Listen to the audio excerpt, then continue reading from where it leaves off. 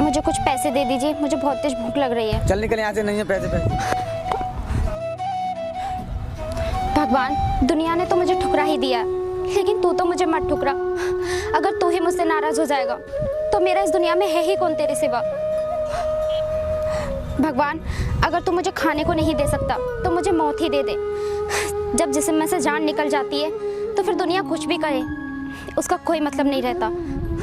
मैं तेरे आगे हाथ जोड़ती हूँ।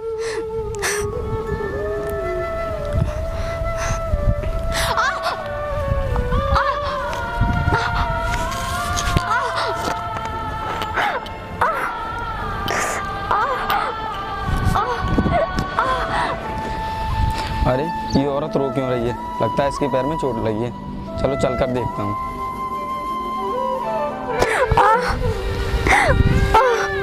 अरे हमारे पैर में तो बहुत बड़ा कांटा लगा है। इधर लाओ, पैर में आपका कांटा निकाल देता हूँ।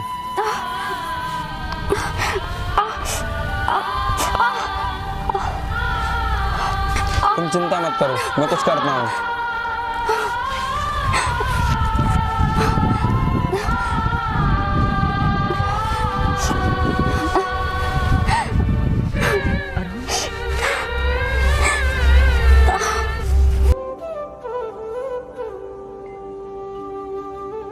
आपका बहुत बहुत धन्यवाद जो आपने मेरी मदद की, वरना लोग तो मेरा चेहरा देखकर ही मुंह बिगाड़ कर चले जाते हैं और कहते हैं कि तूने रास्ते में आकर हमारा दिन ही खराब कर दिया। सुनो, ये दुनिया है, यहाँ पर लोग प्यार बांटने से ज़्यादा नफरत बांटते हैं। अगर जिंदगी में अगर आंसू आए तो खुद पूछ लेना, अगर लोग पूछेंगे ना तो सौदा करेंगे। लोग मुझसे सौदा तो तब करेंगे जब मेरे पास कुछ बचा हो।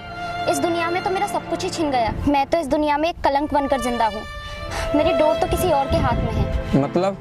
मतलब ये, मेरे पति के मरने के बाद मेरे ससुर ने मुझ पर बहुत अत्याचार किया। जानवर तो जानवर, आजकल तो इंसान भी पागल हो जाते हैं। उनके मरने की वजह तो कुछ और थी, लेकिन दुनिया वालों ने उनकी मौत का दोष मुझ पर ठहरा दिया। अगर मैं सुबह सुबह किसी के सामने आ जाऊं तो उसका दिन खराब हो जाता है। अगर कोई ऑफिस के लिए जा रहा होता है तो अगर मैं उसके सामने आ जाऊं तो वो बोलता है कि तूने मेरे सामने आकर मेरा सारा दिन खराब कर दिया। अब तो मेरे ऑफिस में मन भी नहीं लगे और बोलते हैं कि आज हमारा सारा काम खराब हो जाएगा। कहते हैं कि अगर बिल्ली रास्ता काट जाए तो चलेगा, लेकिन अगर तू काट जाए तो नहीं चलेगा। अगर तुम्हारे ससुर ने तुम्हें अपने घर से निकाल दिया तो तुम अपने भाई के पास भी तो जा सकती हो। लड़की की डोली उठती है उसके घर से और अर्थी उठती है उसकी ससुराल से। मेरे भाई इस टाइम बहुत खुश हैं। मैं उनकी खुशी में बाधा बनना नहीं चाहती। मुझे कोई हक नहीं है उनकी खुशियों को बर्बाद करने का। सुनो, मैं तुमसे कुछ कहना चाहता हूँ, अगर तुम्हें बुरा ना लगे तो।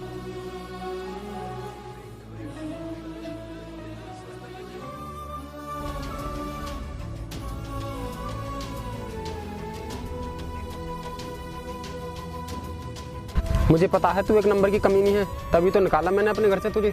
अरे अभी तेरे पति को मरे हुए 15 दिन नहीं हुए हैं और तू इसके साथ गुलछर्रे उड़ा रही है। अरे जरा भगवान से डर। अंकल जी, जवान संभाल कर बात करो। ऐसा ना हो कि इस उम्र में हॉस्पिटल जाना पड़े, क्योंकि इस उम्र में हड्डियाँ टूट जाती हैं ना, तो जुड़ना बहुत मुश्किल हो। तू जानता नहीं है मेरे बारे में, अगर जान गया तो तुझे पता चल जाएगा मैं क्या चीज़ हूँ।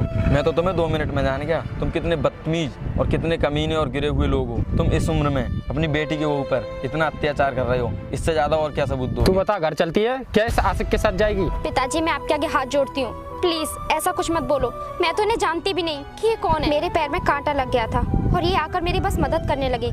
इतनी सी बात है, मेरे ऊपर आप इतना बड़ा पाप मत लगाइए। तू झूठ बोल रही है मुझसे, तेरा आशिक नहीं है तो इतनी देर से क्या बात कर रही तू इससे? अंकल जी, मैं फिर तुमसे बोल रहा हूँ, ये बकवास बंद कर दो, वरना तुम्हारे साथ अच्छा नहीं होगा। मैं तुम दोनों को देख लूंगा। सुनो, आप रोना बंद करो और मुझे साफ साफ बताइए आपके साथ क्या हुआ जो इन्होंने तुम्हें घर से निकाल दिया। हमारी शादी को 10 दिन हुए थे। मेरे पति मेरे पास आए और फिर मुझसे बोले,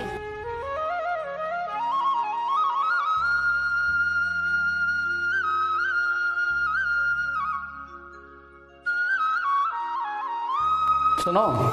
बोलिए जी, क्या बात है? मेरी तबीयत कुछ ठीक नहीं लग रही। अच्छा ठीक है, आप यहाँ बैठो, मैं डॉक्टर को लेकर आती हूँ। तुम रहने दो, यहाँ बैठो। अगर आपकी ज़्यादा तबीयत खराब होगी फिर आप चिंता मत करो, मैं डॉक्टर को बुलाकर लेकर आती हूँ। आपकी तबीयत फिर बिल्कुल ठीक हो जाएगी। सुनो, मुझे आपसे कोई अर्जेंट बात करनी है। हाँ बोलो, तुम्हें मुझसे क्या बात करनी है? भगवान ना चाहे मेरे साथ कुछ अनर्थ हो जाए, तुम दूसरी शादी कर लेना। ये तुम क्या बोल रहे हो? तुम्हारा दिमाग तो ठीक है? तुम्हें कुछ भी नहीं होगा, मैं हूँ ना। तुम समझने की कोशिश करो, मुझे कुछ ठीक नहीं लग रहा है। मुझे लगता है मैं ज्यादा दिन जी नहीं पाऊंगा। मुझे तो लगता है कि तुम पी कर आए हो, तभी तुम ऐसे बहकी बहकी बातें कर रहे हो। मैं पीकर नहीं आया हूँ, मैं सच बोल रहा हूँ। चुप रहो, मैं तुम्हारी कोई भी बकवास सुनना नहीं चाहती, समझे तुम?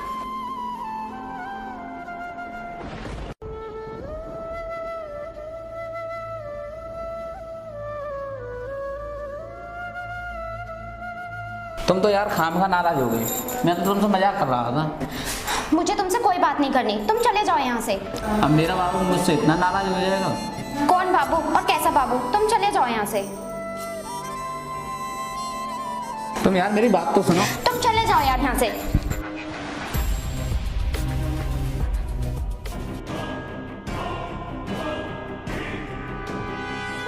क्या हुआ तुम्हें? क्या हुआ? उठो, क्या हुआ तुम्हें? तुम आंखें क्यों नहीं खोल रहे हो? उठो, क्या हुआ तुम्हें? क्या हुआ मेरे बेटे को?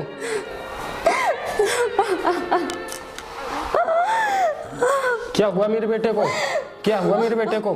तूने मार दिया मेरे बेटे को? मेरे बेटे के मुंह से खून निकल गया। पिताजी, मुझे सच में नहीं पता इनको क्या हो गया।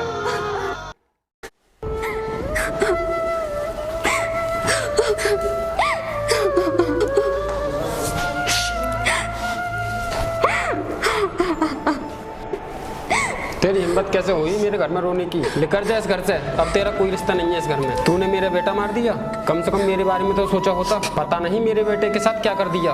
पिताजी, आप ऐसा क्यों कह रहे हो? मैंने उनको कुछ भी नहीं किया।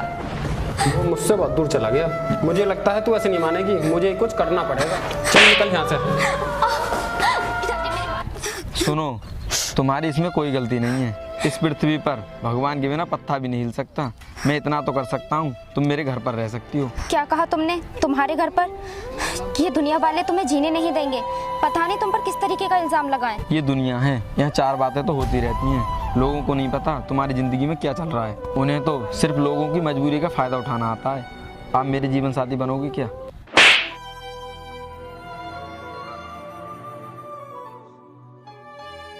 तुम एक ना मुझ में 2 थप्पड़ मार लो, पर तुम लोगों की कहानी सुन सकती हो क्या? मैं तुम्हें अपना जीवन साथी बनाना चाहता हूँ, वो भी पूरी जिंदगी के लिए। नहीं, ऐसा नहीं हो सकता। दुनिया वाले क्या बोलेंगे कि तेरे पति को मरे हुए अभी पूरा 1 महीना भी नहीं हुआ और तूने दूसरी शादी कर ली। नहीं, मैं ये नहीं कर सकती। क्या कहा? दुनिया वाले? दुनिया वाले तो तुमसे ये भी पूछने नहीं आ रहे कि तुमने खाना खाया है या नहीं, तुम कितने दिन से भूखी हो, ये पूछा दुनिया वालों ने?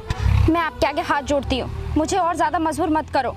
ठीक है, मैं तुमसे ज्यादा जिद्द नहीं करूंगा, पर तुम मेरी दोस्त बन के तो रह सकती हो। पर तुम्हें मेरे घर चलना होगा। मैं कसम खाता हूँ, मैं तुम्हें दोस्त की निगाह से देखूंगा।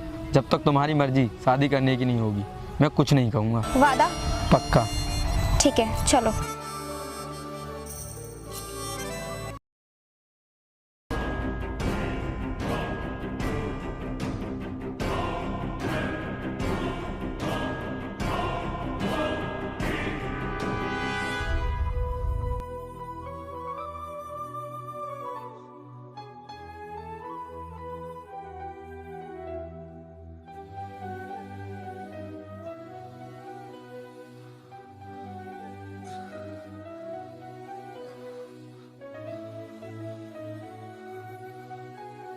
अरे बेटा तू?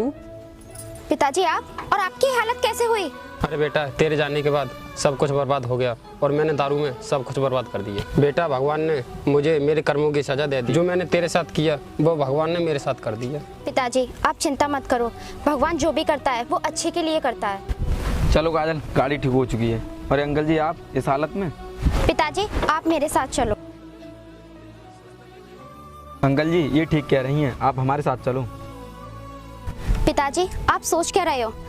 हम दोनों आपके बच्चे ही तो हैं, और वैसे भी हम दोनों ने शादी कर ली है। अब चलो अंकल जी। ठीक है बेटा।